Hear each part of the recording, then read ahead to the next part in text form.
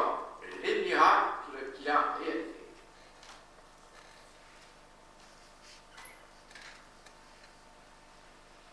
À mon avis, il y a quelque chose d'assez extraordinaire dans le bouddhisme.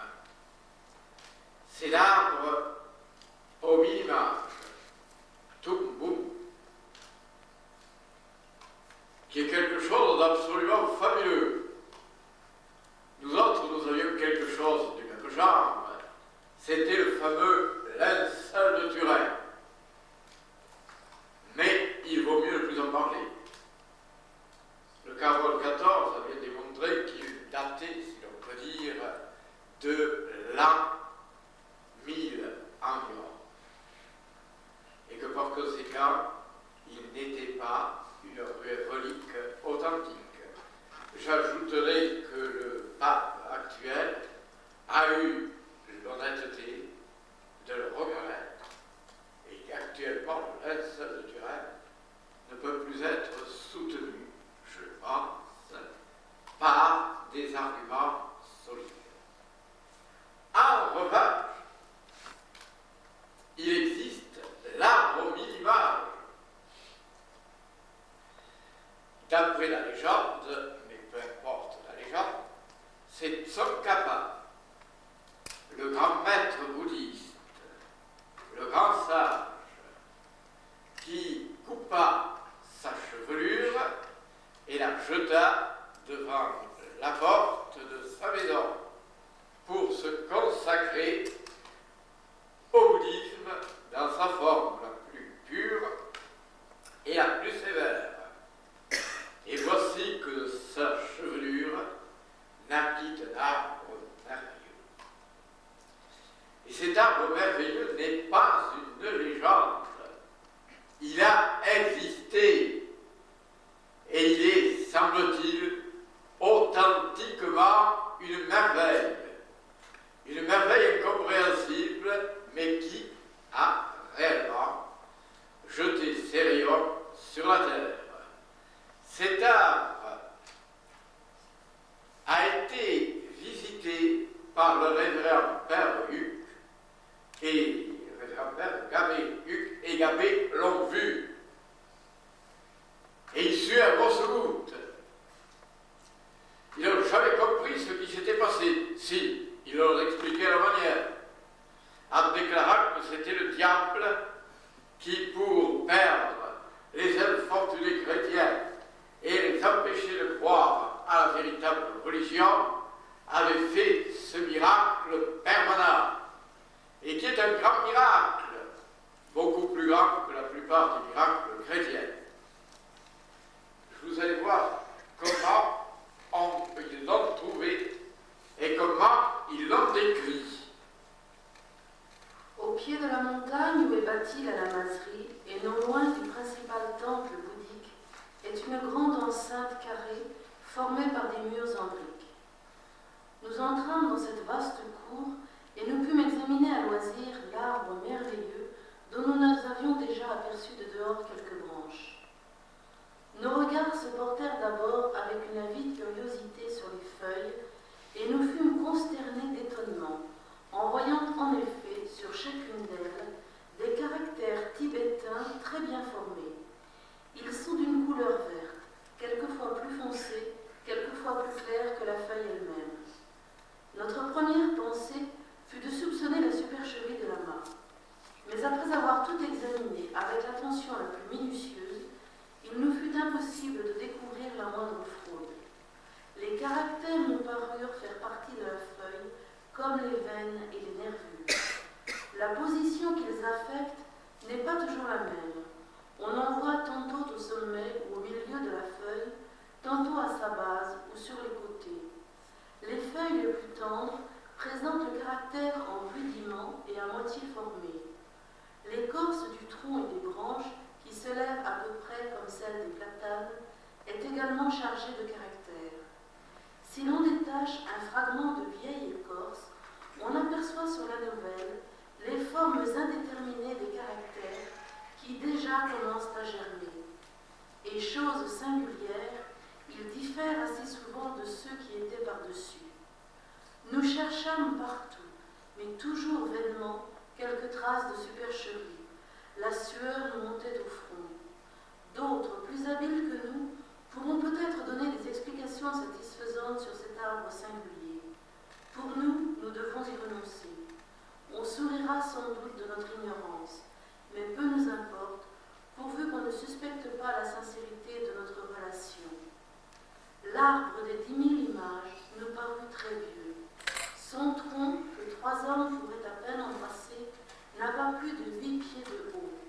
Les branches ne montent pas, mais elles s'étendent en panache et sont extrêmement touffues.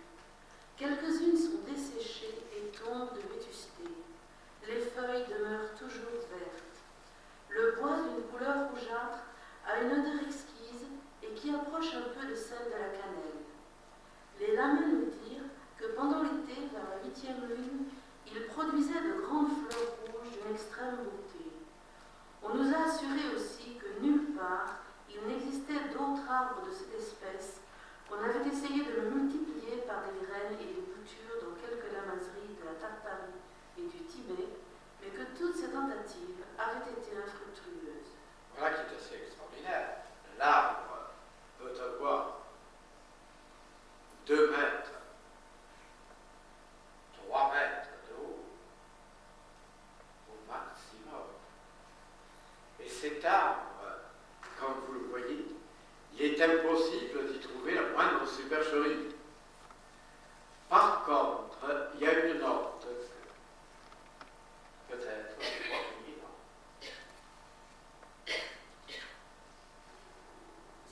Sur la manière dont on explique, certains ont prétendu qu'il s'agissait simplement d'insectes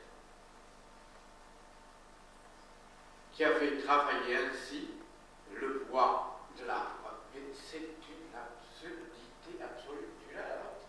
Oui. Tsongkhapa, à 3 ans, renonça au monde et de ses cheveux qu'on coupa alors naquit le fameux arbre dont les feuilles sont chargées de caractères tibétains qui se forment d'eux-mêmes et que le père Huc affirme avoir distingué, attribuant ce prodige au diable. Le fait peut s'expliquer par le travail de quelque insecte. C'est une imbécilité plus grande que 10 Himalayas mis les uns sous les autres.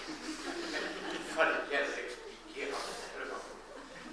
Or, en effet, nous avons affaire à un phénomène assez curieux. J'ajouterai qu'il est prophétique. Cet arbre a été détruit en 1940. Et c'était l'annonce, je m'excuse, de la destruction de la puissance française et de la destruction de la puissance bouddhique. Car le bouddhisme, du temps, comment dirais-je, à être de plus en plus, c'est-à-dire quand je dis cela, ce n'est pas absolument exact, attendu que la France a ressuscité et que le bouddhisme lui aussi ressuscite, mais sous des formes un peu différentes. Avant de voir quelles sont ces formes, je vous rappelle quelques-uns des miracles du Bouddha. Par exemple, il a été confronté au grand maître du monde védantique, qui luttèrent contre lui à coups de miracle. Et à coups de miracle, il arriva à les convaincre. Ce ne fut pas tellement ça, ce fut sans mal, à vrai dire. Ils avaient fabriqué par leurs artifices un tigre terrifiant, gigantesque, démesuré et d'une férocité absolue. Ils jetèrent ce tigre contre le Bouddha, qui sourit et leva le petit doigt, dans lequel était accrochée la peau du tigre géant. Après quoi, il s'envola dans l'espace et fit jaillir de son œil droit un jet de feu, de son œil gauche un jet d'eau. Tout cela pour montrer l'identité entre le comment dirais-je, le yang et le yin, aboutir à la sagesse parfaite qui était le Tao. Mais ensuite, il montra dans le ciel des milliers de Bouddhas qui tous étaient assis sur un lotus d'or et remplissaient l'univers de leur rayonnement surnaturel. Je dois dire qu'après cela, eh bien, en principe, tous les maîtres du Vedanta s'inclinèrent et devinrent bouddhistes. Je vous signale que le bouddhisme s'est étendu sur toute l'Inde sans qu'il y ait une seule goutte de sang versé. Il s'est étendu par les miracles et par la prédication. Y a-t-il d'autres formes du bouddhisme? Oui, je vous ai dit qu'il avait pris 3 formes différentes. L'Hinayana, le Mahayana et le bouddhisme de diamant, ou le Vajrayana. Quelles sont les différences entre ces 3 bouddhismes? Eh bien, l'Hinayana prétend remonter à l'authentique parole de Bouddha. Il prétend qu'il n'y a pas de moi éternel et que le moi n'est qu'un agrégat qui disparaît. C'est en quelque sorte, si vous voulez, un sarma avec un lien, un fagot de sarma. Si vous enlevez le lien qui le ceinture, les sarmas se dispersent. De la même manière, le nom nous donne, par exemple, une identité simplement d'ordre politique et d'ordre social, et cette identité disparaît à notre mort. Mais ils sont bien embarrassés pour expliquer le pourquoi du dharma et du karma. Et ils se réfèrent à ce que je vous ai dit, à la naissance d'individus qui ne sont plus du tout le même. Et en réalité, je pense que cette doctrine est fausse, complètement et fondamentalement fausse.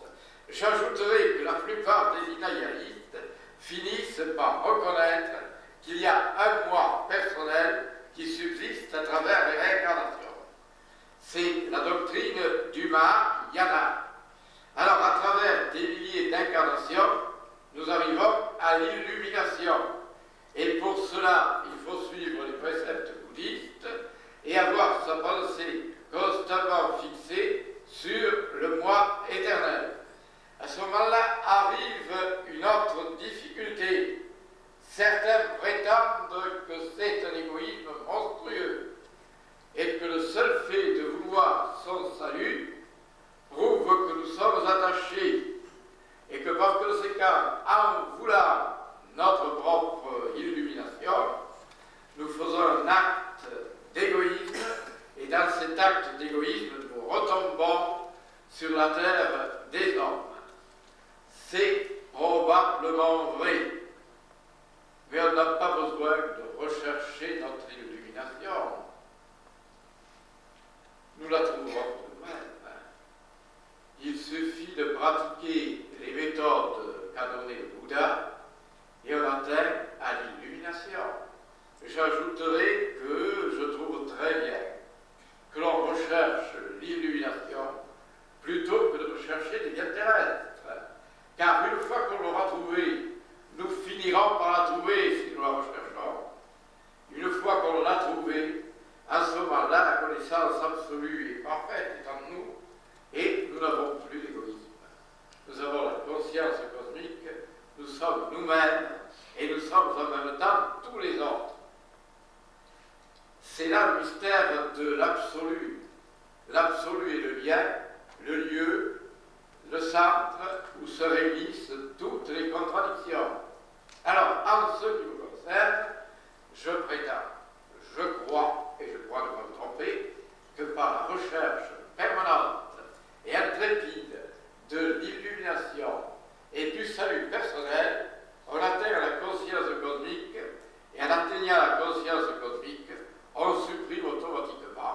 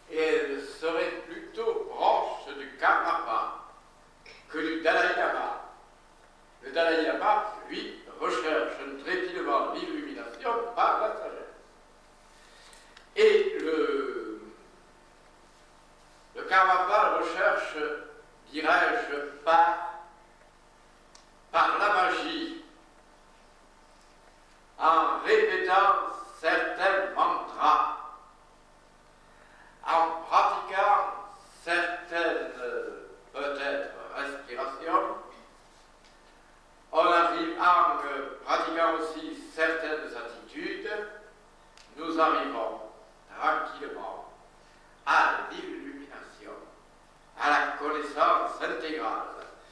Maintenant, pour le Karmapa, je n'en suis pas tellement sûr. Mais en fait, il l'a pratiqué. Et il prétend la pratiquer. Le malheur, c'est que dans cette doctrine, on donne beaucoup à la superstition.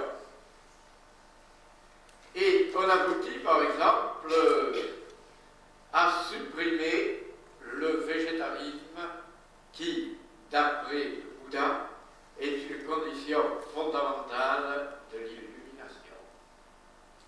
On peut tout se permettre en prononçant certaines formules magiques ou en ayant certaines attitudes magiques. Eh bien, je pense que c'est une erreur et que malgré toute la sagesse que l'on peut observer chez certains karmapas, eh bien, ils n'arriveront pas à l'illumination tant qu'ils n'auront pas cette simple chose qui est le végétarisme et l'amour du prochain.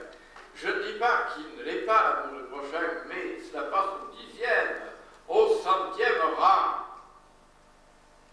Je ne voudrais pas ridiculiser ce malheureux karmapa, mais il y a la cérémonie de la coiffe qui ne nous paraît pas absolument marquée de l'illumination. D'après les clairvoyants, son aura aurait une certaine forme. Et d'après les dessins fournis par ces clairvoyants, cette aura a été matérialisée en un bonnet, la coiffe noire, qui est une forme un peu particulière.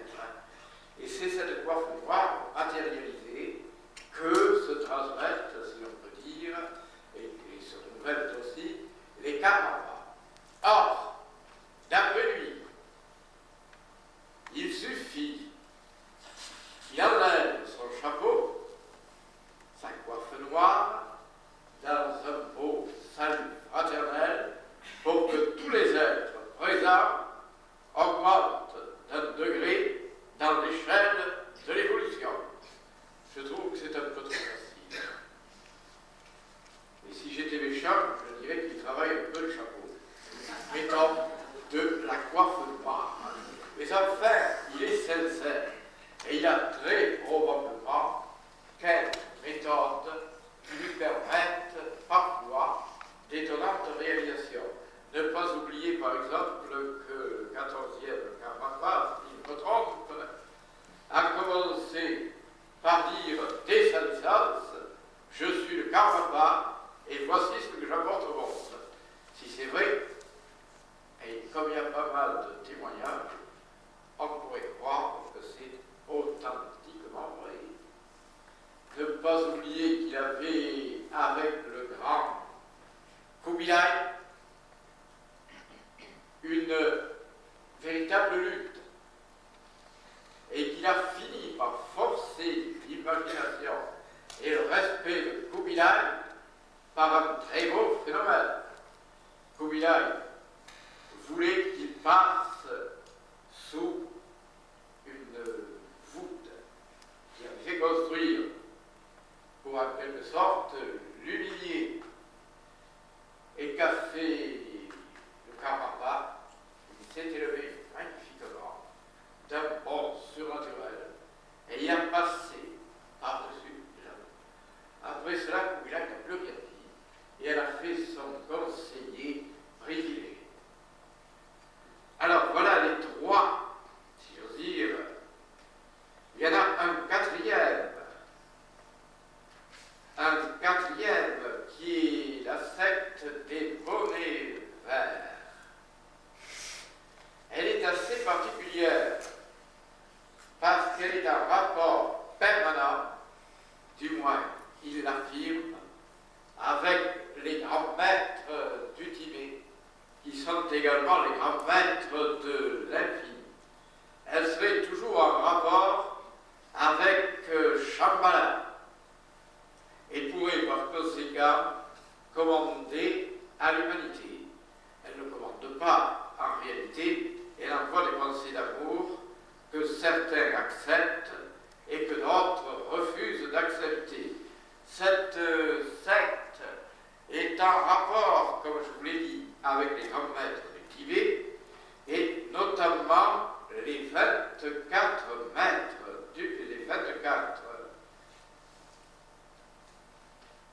arhats, ou les 24 maîtres de la sagesse universelle, de la grande fraternité blanche.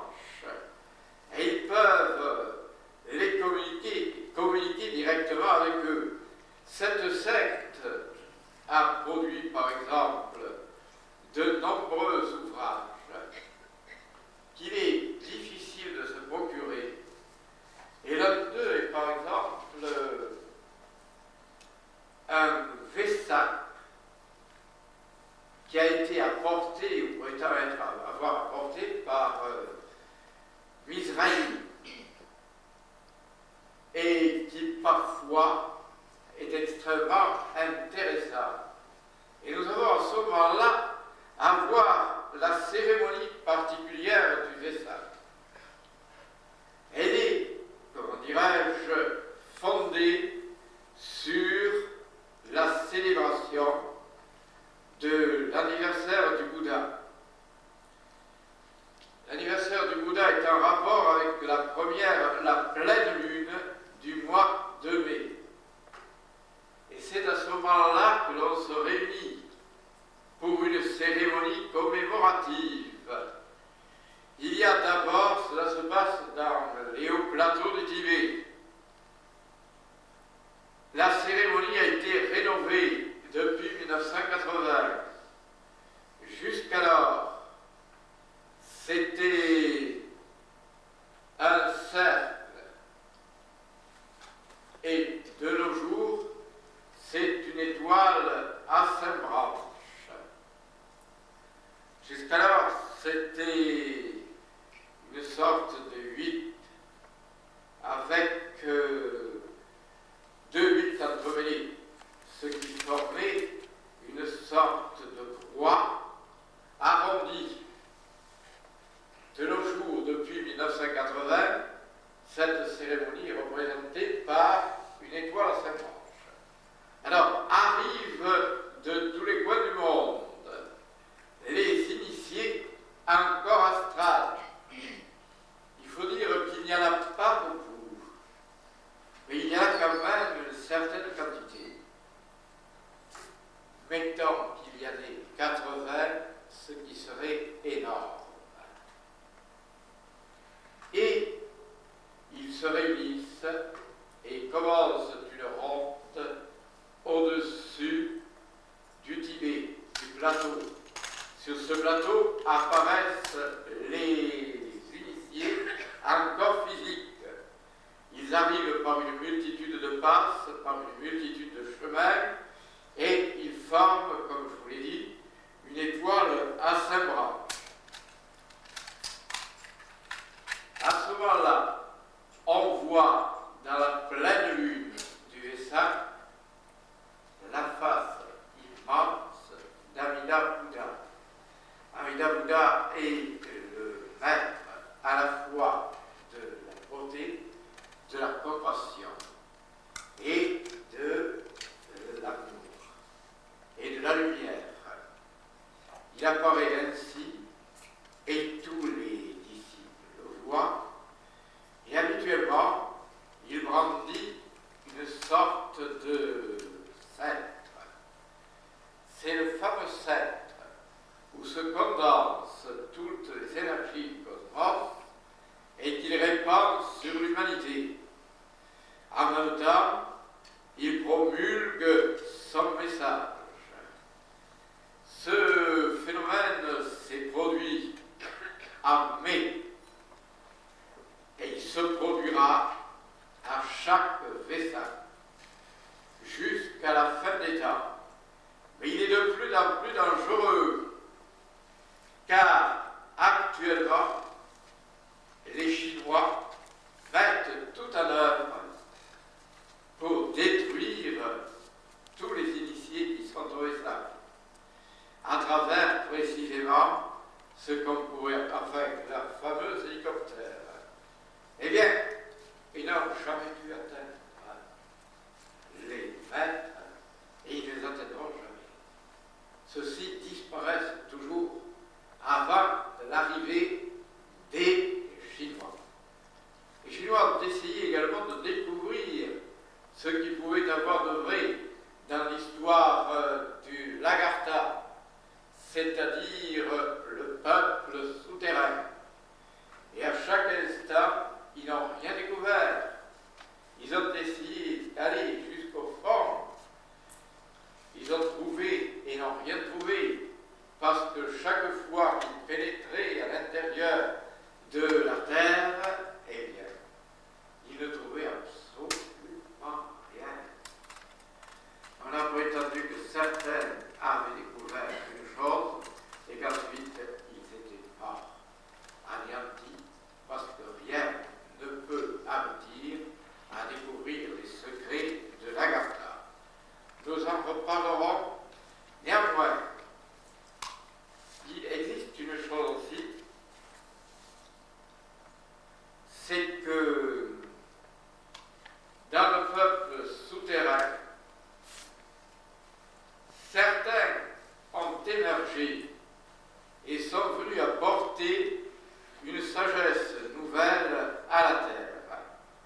Quelques-uns qui sont émergés, et je parlerai d'un certain Dorjiev. Dorjiev. Je m'excuse de faire un peu de politique. Dorjiev, que beaucoup ont confondu avec Gurdjieff. On a dit que le fameux inquiétant et sauvage Gurdjieff avait été le précepteur du Dalai Lama. Ce n'est pas lui, c'est Dorjieff, lequel était un véritable sage. Et ce sage a apporté une doctrine qu'il a, comment dirais-je, répandue parmi les Tibétains et qui est la doctrine de la vérité dans la lumière. Il est mort âgé de 100 ans après avoir laissé des manuscrits extraordinaires qui peuvent être encore découverts par la puissance de la concentration mentale. Nous allons, s'il vous plaît, nous arrêter à ce détail inattendu. Je signale que ces livres peuvent être trouvés et qu'il les a confiés à ses amis et qu'ils se trouvent effectivement dans le Tibet, mais peut-être sont capables de les découvrir. Je vous en citerai une phrase qui est très simple d'ailleurs. C'est dans la lumière et par la lumière qu'on trouve l'obscurité. Et c'est par l'obscurité et dans l'obscurité qu'on découvre la lumière. C'est ici le secret des grands Bouddhas. Je m'excuse et je cède la parole à Gabriel Travier-Decmont, qui fut un étonnant, comment dirais-je, poète et un remarquable ésotériste. Gabriel Travier-Decmont avait prévu une guerre terrible et elle a eu lieu. Et il avait presque prévu, si l'on peut dire, tout ce qui s'était passé pendant cette guerre. J'ajoute que pendant la guerre de 14-18, il passa son temps dans les tranchées à traduire le livre merveilleux d'Edwin Arnold, La lumière de l'Asie. Il est traduit en vrai français. Et en même temps, un beau jour, il sentit une douleur atroce dans son front. Une impression que quelque chose était cassé, déchiré. Et c'est alors qu'il vit tout autour de lui les esprits de l'air, de l'eau, de la terre, du feu. Et qu'il eut des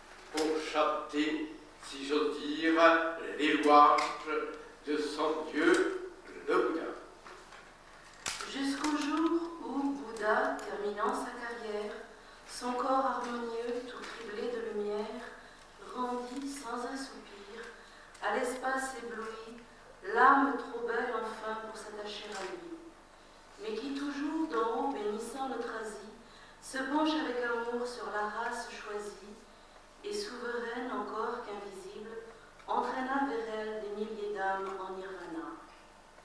Pardonne-moi ce faible récit qui te fait tort, prince d'amour, seigneur de toute délivrance, mesurant avec peu d'esprit ton haut effort. Seigneur, Seigneur, en toi je mets mon assurance. Ô frère, ô maître, ô guide, ô lampe de la loi, lutteur géant, pour qui toute chaîne est brisée, je prends ton ordre saint pour mon refuge, et toi surgis, soleil, sur le lotus, l'huile arrosée.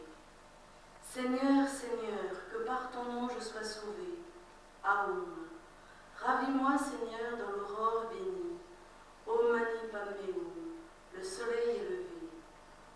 La goutte d'eau retombe en la mer infinie.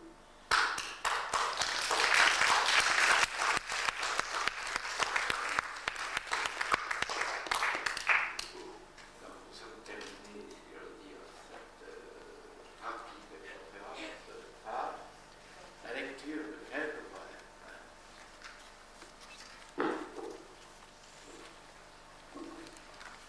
Et toi, lumière. Et toi, lumière remplie de tendres et jaunes, lumière au bon sommeil et d'un azur disparu, viens-tu sonoriser les fêtes de l'automne, quand le cercle des morts flamboie le long des rues? Elle tourne, la sphère aux couleurs éclatantes. Le soleil est des minuits ou la roue des futurs, tandis qu'un 6 mois clair bat la toile détente, offrant sa coupe d'ambre aux rêves déjà mûrs. Ta main blême, ô lumière, a saisi mon épaule, lourde comme d'Atlas, le dos prodigieux, et mon front se redresse, et lancé sur l'épaule, crevant d'un arbre fou, le couvercle des cieux.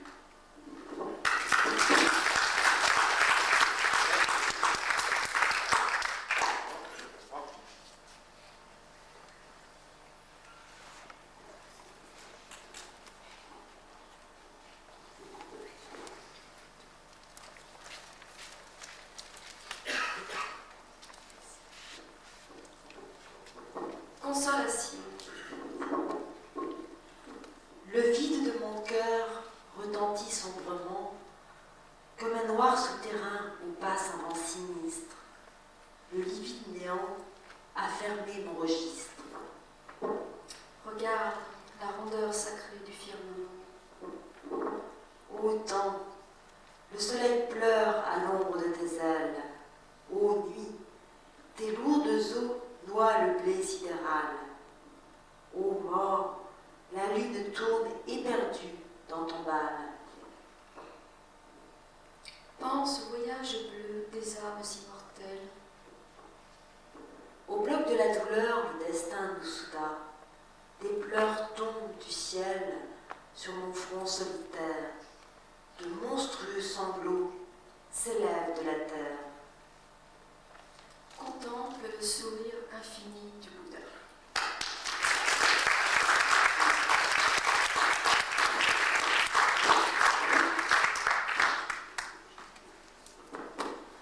Avant de nous quitter, quelques mots de notre calendrier.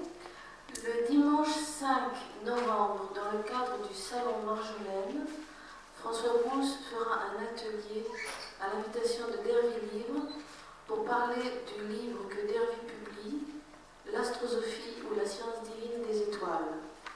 Dans le cadre du même salon, le samedi 11 à 12h30, impromptu poétique donné par la Cornélé, les maîtres de l'âme.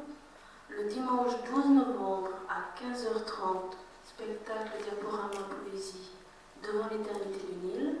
Après ces deux manifestations, vous pourrez retrouver François Brousse sur le stand de la Cornélé. Et enfin, ici même, le 16 novembre à 20h, François Brousse viendra nous parler de Zoroastre. Bonsoir.